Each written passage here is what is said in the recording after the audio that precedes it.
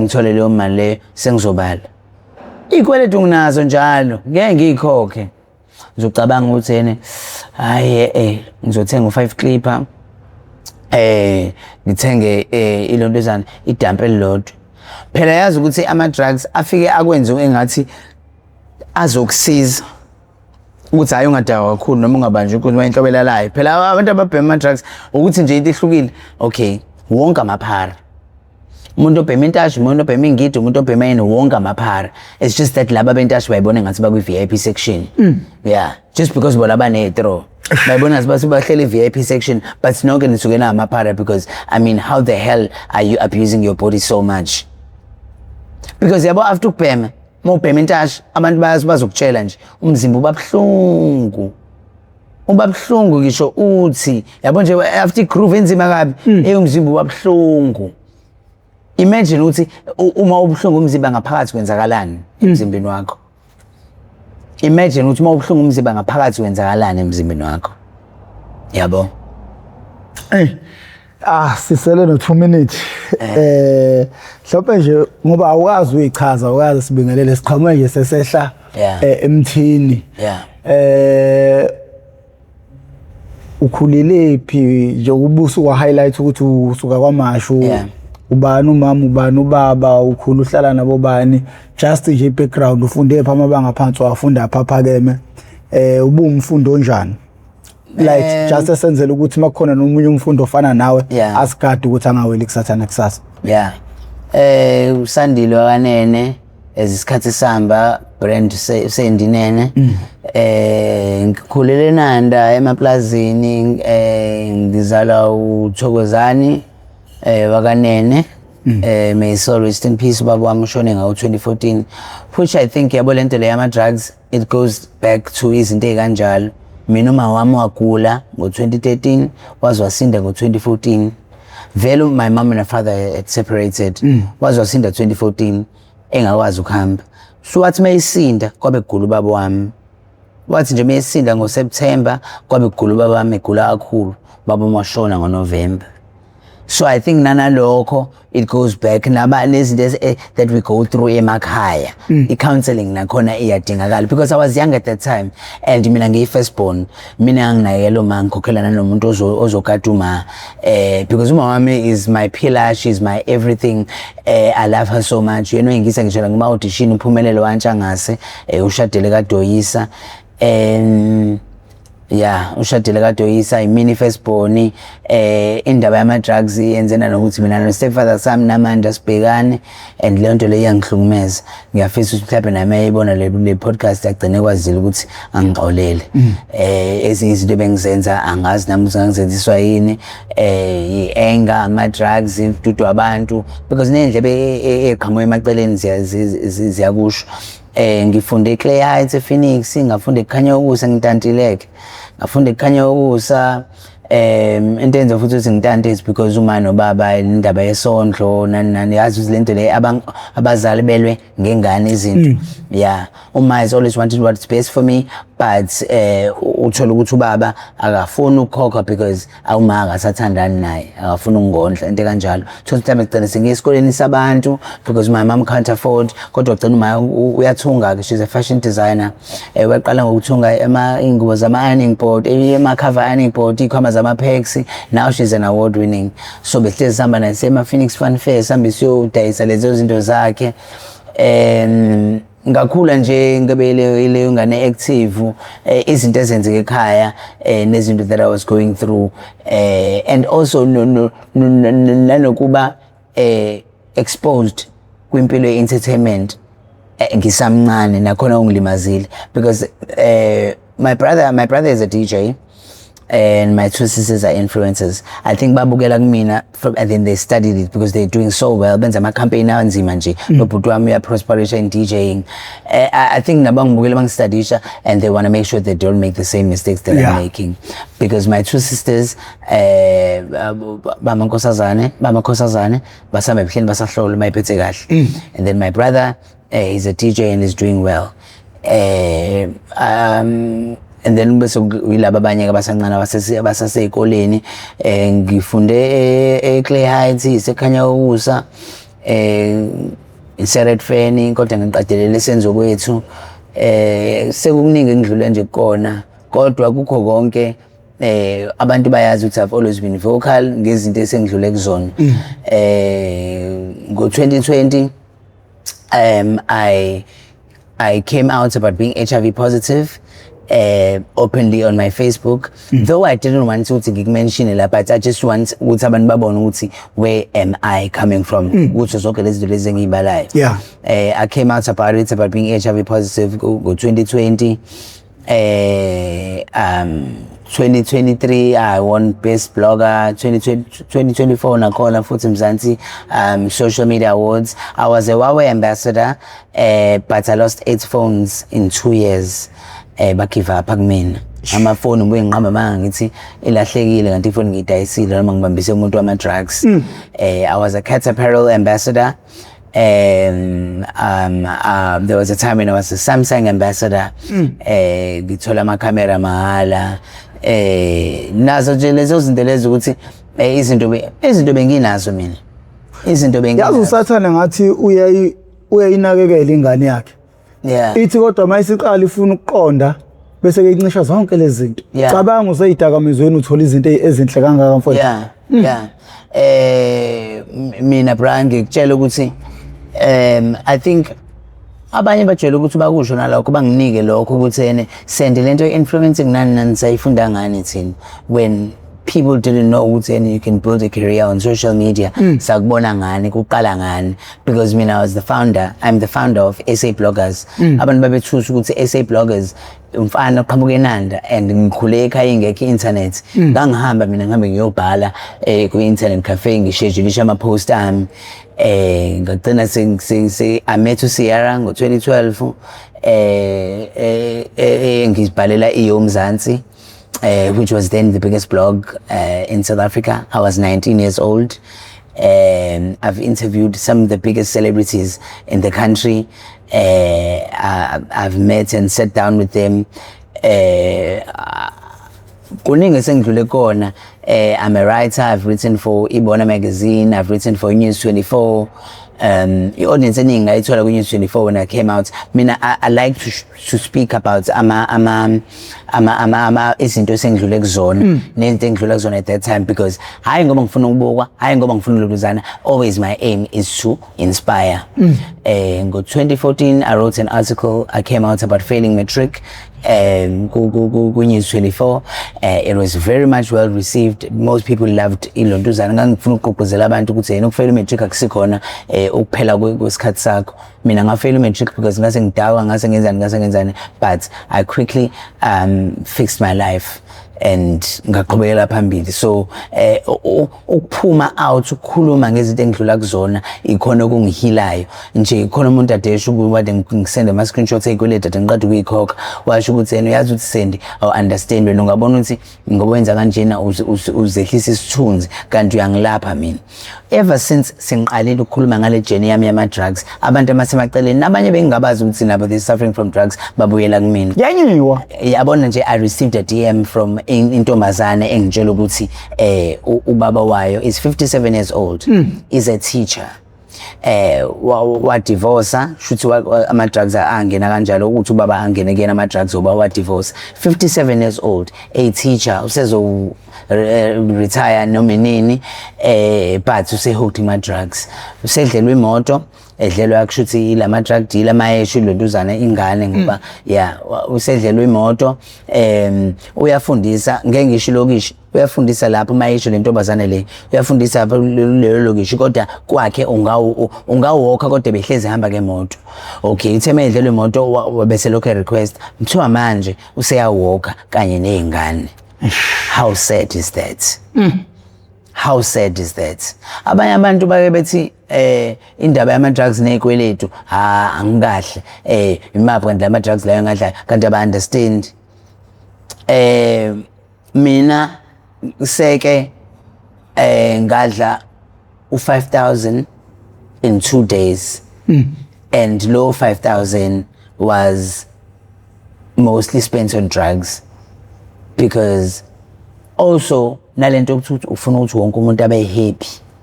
wonke umuntu ufuna ukuthi abe happy nana leyo nto leyo, because uyabo uma imali uyithola immediately, yabo nje nami bisangiqala lento lesikhathi ngiqeda nje ukuphuma out ngithi yena ama-drugs sengiyayeka, uthi mangivede kuluma ikhala lami immediately sengiyafuna ukuthi ngivede ngihambe ngiyolontuzana, yabo. Yeah, I'm very lucky and I'm very grateful ukuthi ngize ngibe la esengikhona. Uma wami nje ubile nami, ulwile nami, khona la isikhathi ungathi useyangiduba kodwa nawe akhumbula phela ukuthi ayibona ingane yami yangithanda. Nabantu nje emphakathini sebengenzeli lokuhle. Nami ngiyayibona nezinto lezi esengikwazi ukuthi ngizenze, ngiyakwazi ukuthi ngisize lapho nalapho, because I'm a very smart person. I'd like to think, and ngiyathanda ukuthi ngishelishe, ngiyathanda ukuthi ngisize futhi nomunye umuntu ukuthi uma wena unenkinga yama-drugs, please ungasondeli eduze kwezingane. Ingane ibamba into encane izokubona kukhulu. I just remember ukuthi nami ngangibona ubani, yabo nje phela thina sikhulu ukuthi awudludla umgwenyo nalezo ingoma siyakhuphuka ke manje leyo nto siya-idolize ukuthi nje how am I into ihamba phambili, because that's where it starts. Ufuna ukwazi ukuvunywa, because nami at that time ngifuna ukuvunywa ukuthi imina ngibhema isikhwama kakhulu. Ufuna uvunywa kanjani ngalowo msangano njalo? Uvuma kanjani ngalowo msangano njalo? Into ekwenza ukuthi uyibhema ama-drugs efrijini akukho lutho, mawusulambile usuyaqala uyanhlanhlanthi uyala kade untanswempu kubuka wena. Lento yokuzithola ukuthi une-HIV ngicabanga ukuthi into ekumele sigqugqumezele abantu. Wena usithola kanjani, ukusiphi isimo before uzophumela emphakathini, wadila kanjani nakho? Okay. Yabona nje 2014 was such a big year, hey? 2014 was such a big year. I'm realizing now, ngoba usongibuza, I've never really spoken. I'm used to me doing interviews most of the time. So angikaze ngithola umuntu ozongibuza into ezongibuyisela back kanje. 2014 baba washona. Yeah. And ngitshele futhi ukuthi uma wami kwenzakalani. Ubaba mayishona, a lot happened, and then I just decided, oh no, let me go get tested. And then I go and get tested, and then I found out to I'm HIV positive.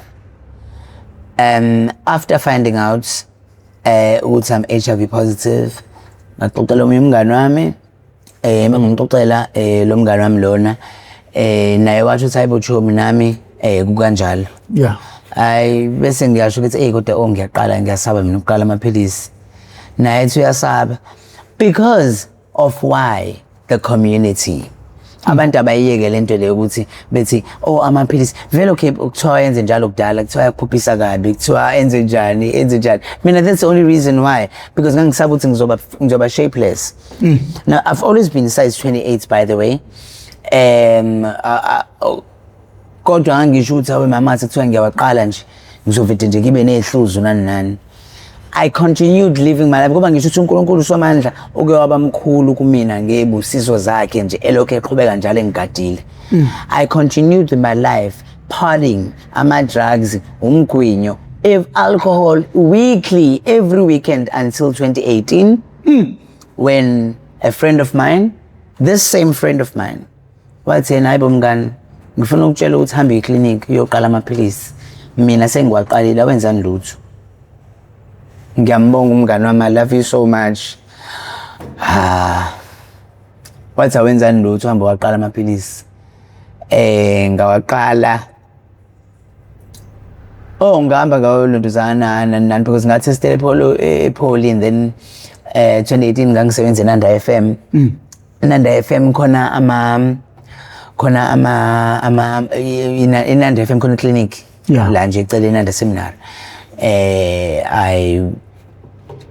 okay ngahamba ngafika ngigaba just no I know that I'm HIV positive ngifuna uqala amaphilisi bese wathi unale file ngathi no ngifuna uqala nje ifile because at that time ngitest ngithola ukuthi nginelotozana ngasaba ngisho yazi ukuthi izinto abantu abayishoyo the information that you get from the public is never the information that you should be receiving because abantu babeshiza into eningi ukuthi ubhlungu kabi ngisho umponyo igazi angiziphela mina ngithola ifuna ngicheck bafe bathi yena hamba uye lapha khona ufike uhambe uyothatha amagazi yabo ngathi mina ngeke ngiyasaba because of the things that people were saying yabo ngancamela ukuthi ngalentuzana awucabanga nje kube ngagula from 2014 noma 20 ngagula ngacina ngilala phansi ngishona noma ngenzakalani ukuthi uNkulunkulu nje waba nami impela kwaze washaya 2018 ngize ngiwaqale amaphilisi so ngaqala amaphilisi bakutesta before beqalisa bakutesta obviously phela bakuvulela ifile ayithi file ngaze kibe nalo bakutesta babona HIV positive ngempela bathatha amagazi check viral load kanje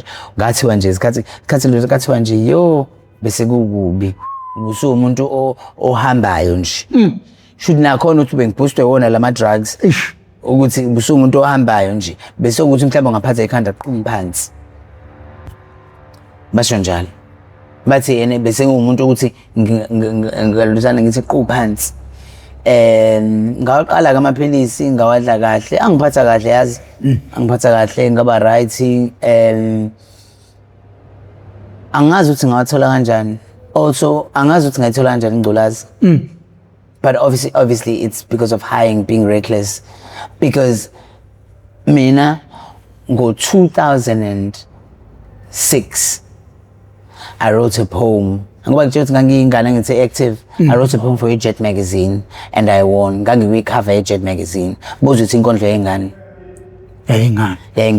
about HIV and AIDS and drugs wafunda incwadi wayiqeda yomuntu oyiPR ngenza iPR yayo idakamizwa wagcinela kuzona yes wenza inkondlo ngengculaza ngisafunda primary ngaba nayo ukuthi why kanjani lokho kukanjani uma uthi awukazi ukuthi wayithola kanjani no like ngisho ukuthi I was definitely not in my sober senses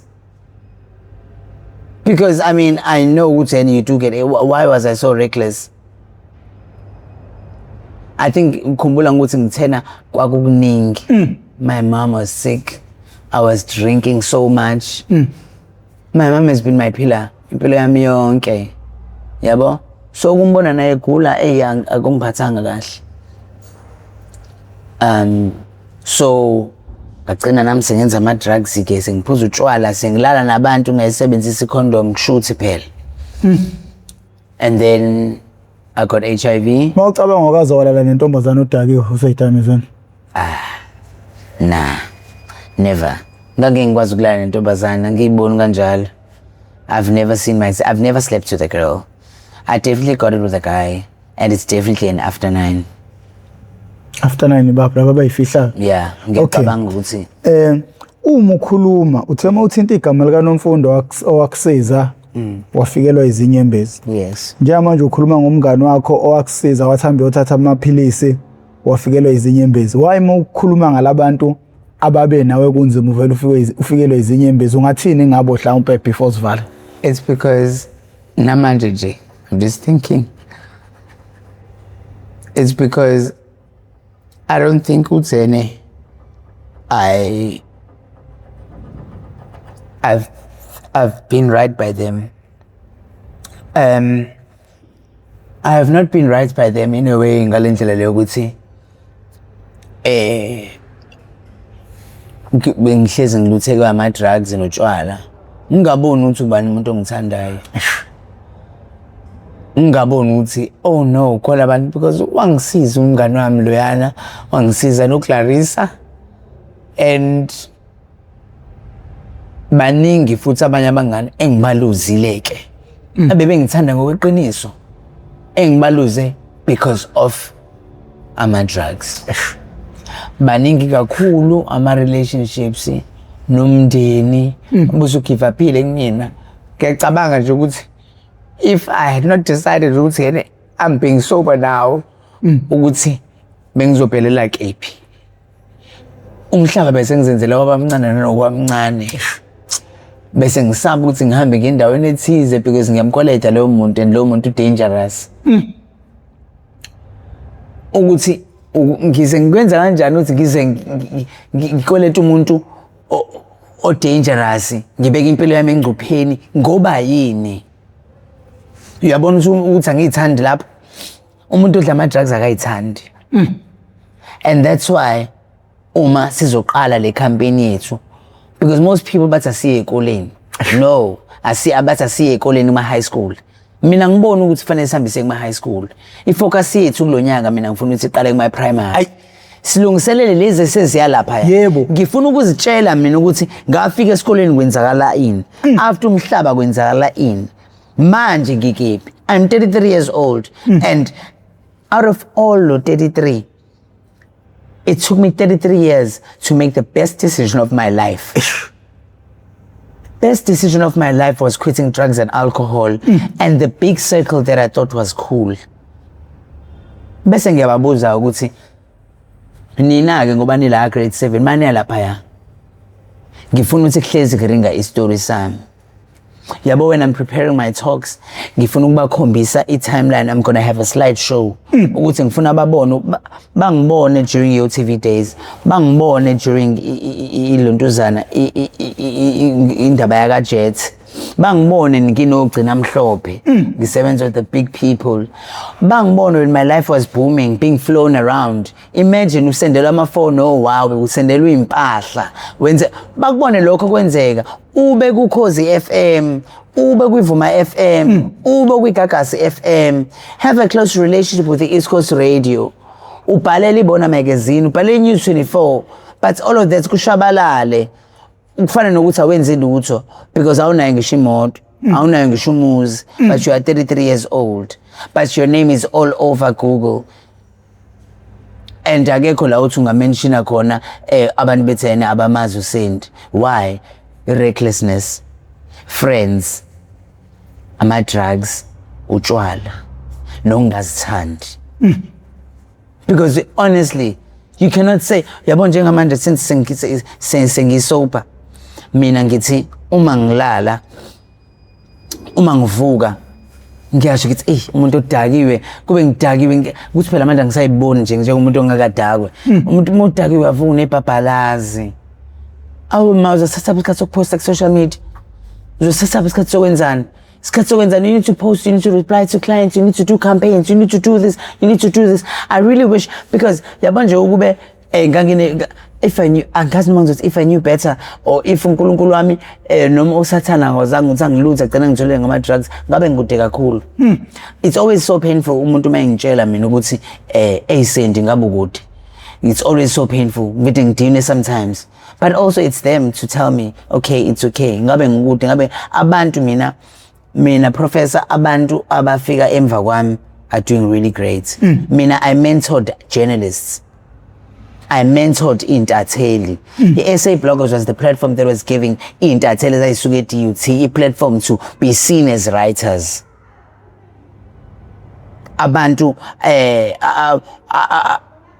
abaningi bebhalela SA Bloggers or LSA Azuma or Jifa or Ndumiso Sakiseni the award winning or Sunday Tribune uSakiseni Nxumalo yes umngane omkhulu yeah he was my sports writer yeah kufanele uNcimbi sidlala naye ibhola futhi yeah uyabona ukuthi if I can name people that would say oh no I helped this person ngaloko I've sent people for my interviews go Afternoon Express mina more than once ngibahambise until the Afternoon Express bathi ngeke wena lokho ngathi kunto efihlayo nayo fanele sike sikubize bagcina sebengibizile kodwa ngisho ukuthi imagine mawusukwazi ukwenza izinto ezikanjalo abanye abashadile abanye abaphesheya abanemizi they have empires they have everything ngoba unduse phambili kakhulu even nanaye I remember there was a time when I was just like nguma drugs kakhulu naye sengazama ukuboleka imali again it's how 200 imagine ukuthi isithunzi sami sekhisa kanjani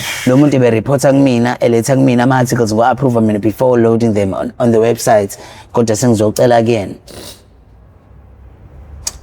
it's really crazy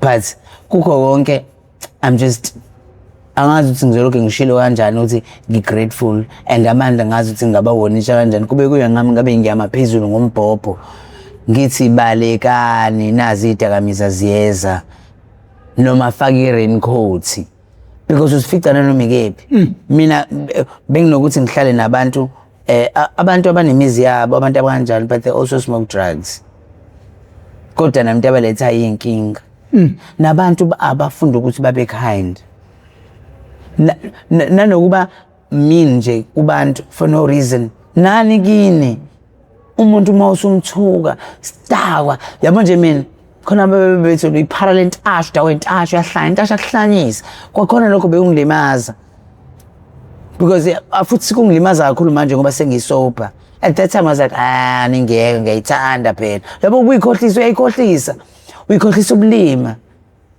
it's a matter of wake up now uyazi ukuthi sekwenzakalani sengabhema irock ngingazi ukuthi irock sasiphuza sigroove and then umngane wami ngi-invite wathi asize khona sahamba sekhambe wonke umuntu wathi hayi bese khona ngifuna ukuzwisa yona ngiyakwazi wena wena you hardcore phela ubone ngathi untswembu noma uvunyiwe ukuthi nje ubone ngathi untswembu niyakhohlisana uthi hayi isikhomese asingenzi lutho asingenzi lutho ubone ngathi untswembu phela lento inkinga iqala lapho mawuzobona ngathi ungavunywa ngokwenza ama drugs kanti no ususenjeni ngiyabadabukela abangena manje angifuni ungasho ngiyabadabukela because definitely no mina ngigcine sengimazi ukuthi umuntu ucabanga kanjani umuntu wama drugs the minute wangisendela imessage nje mhlawumbe usungifuna ngikuzamele incwadi zodokotela nani ngeke ngiyenze leyo nto leyo angeke ngiyenze leyo nto leyo because uwena oyikhethelile I think the more people need to be hard kubantu about indaba yama drugs ila ukuzongcipha khona nokuqwashisa yazi mangazwa yini nathi si-MPTV1 sifuna ukuhambela iy'kole thina sifuna ukuthatha grade 6 grade 7 grade 8 grade 9 because ila i-chaos iqala khona laba bakwa grade 7 basuke sebejela badala e-primary okwenza ukuthi beqale benza izinto ezingekho right uma befika e-high school bazodibana nomuntu ka grade 11 oka grade 10 oka grade 12 nayo seyitshethi imidala kodwa usuke semdala kusuke kuzohlangana ubungane nomuntu omdala oyingane ophuma ebunganeni kade seyitshethi imidala eyingane uyayibo manje le chaos ekhanda lakhe it's too much it's too much because it's too much ukuqwashisa I think angazi ukuthi singenza kanjani futhi as a South Africa siyeke nathi because nathi ukuze lezi ngane zi-idealize labantu laba because I mean there are so many people that esikhule sibazi ukuthi badla idakamizwa and futhi buka nje ukuthi angazi noma asizwa or noma usathane mkhulu kakhulu Brenda Fassie kwakuzwakala kuthiwa babenze bebedla idakamizwa Whitney Houston bekuzwakala ukuthi babulawe idakamizwa bani bekuzwakala ukuthi idakamizwa utshwala but we still do it we see them ukuthi Subani is fucked up manje we gossip about it Subani sifuna ukudonatelwa manje we gossip about it sibone ngathi singagossipa ngakho kanti fanele sikuthathe sikubeke ekhaya even nalelo nto uzana le podcast le because uningi ngikhiphile abantu bengakwazi kodwa uzobona abantu bazofuna ukuthi ba pick up lokho okufuna ukuthi kufavorishele bona abanye bazo pick up ama clips la engithi khona bayibona bese VIP babona ukuthi shoot abantu betashi fanele ukuthi banga attack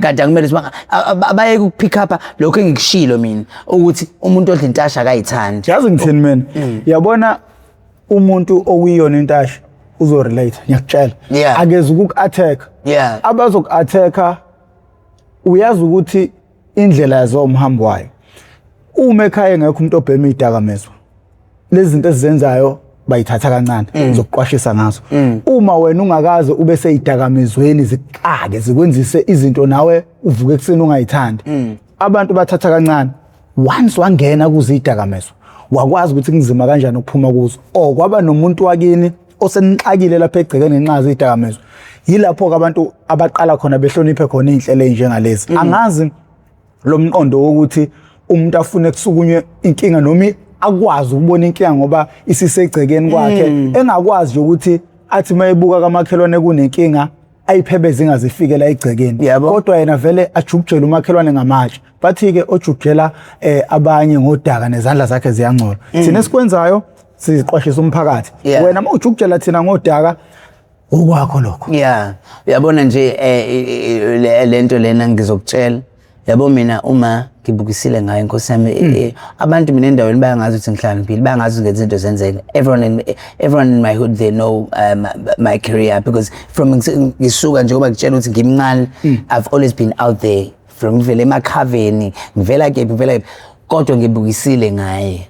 Ngicela ukutshela ukuthi I was literally a joke like kubantu nje ukuthi mbukeni sothi nangu ngiyabonakala ngisengithuka bani nangu sengiqhaphisa bani nangu sengiposta bani ku Facebook or in ngiyamagina nje so much pain that I was causing my mom nomndeni exactly sothi sekuzothi vele bese uyangazi ukuthi vele ngiyayipostela kodwa yabona manje all the stuff that I'm doing all the good that I'm doing they are so mum about it abanye bathi bacela bengakhulumisi uma bekubona emgaqweni just because you chose to change your life.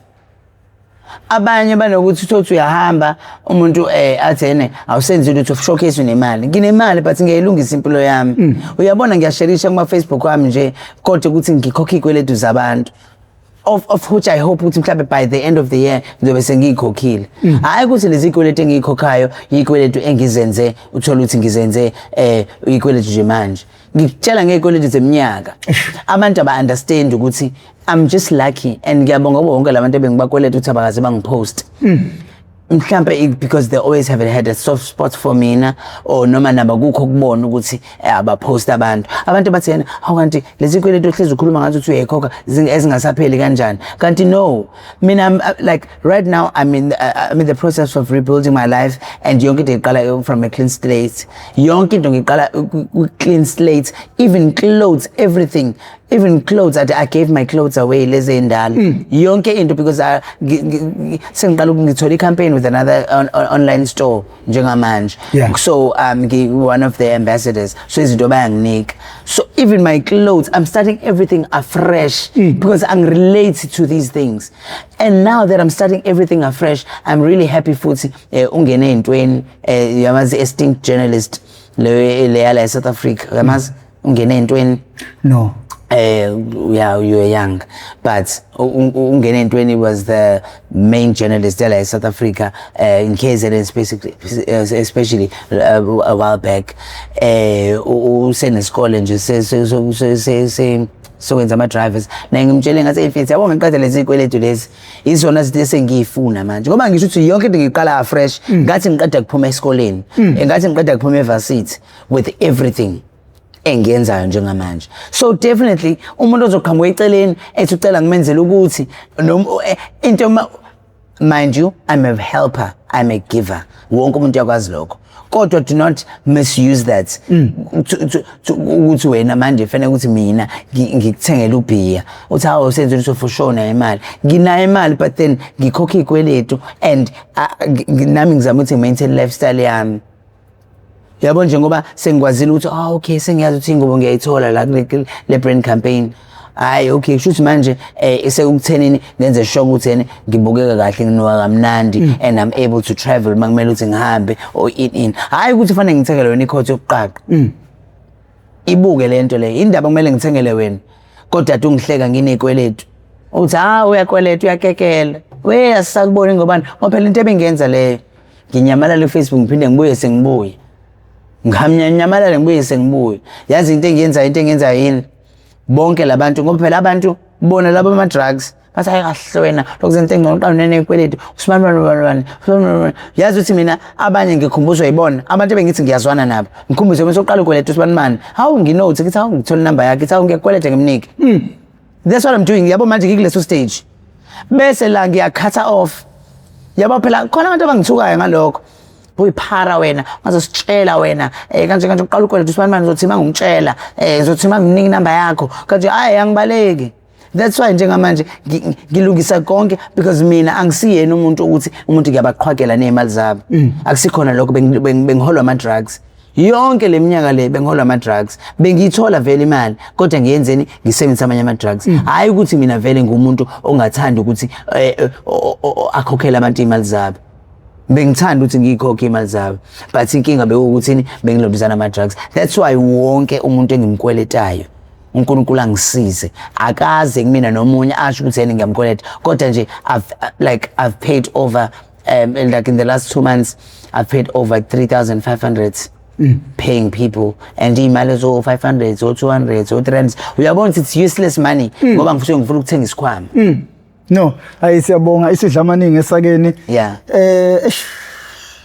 What a powerful episode.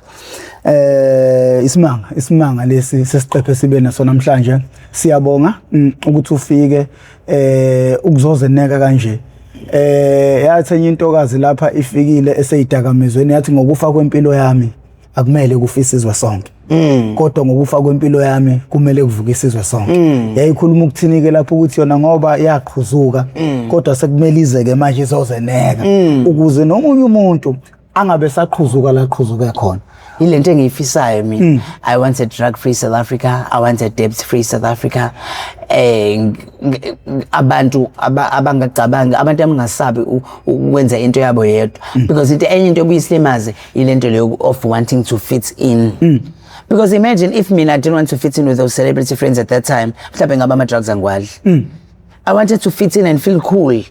Ukuthi hayibo ngikwi front row na isman man lona, how am I in next location? How am I going to oh, now I'm part of that. Oh, masabenza, masongenzenza, they'll sideline you. That's what they do. They sideline you. Because you're not cool. Oh no. In order for you to feel cool, you'll do it. Next time ugcina usofika usukwenzani, usothenga nawe. Usofuna ubona ukuthi kuthengwa kephi. Usofuna ukuprova, oh, nabe sebeyakwazi bakufonele makuphunywa. Sebeyakwazi bakufonele makwenzakalani. Kodwa the moment you are down and out, no one is there. Mina akekho bebengifonela after sengishile, even sengekho ishina kuVuma FM. Abantu abasawacela ama favor kumina, abantu abasenza ukuthini. Abaqhubeka kanjalo ke. Manje sebeqalile bayibuyisa because they do know my power.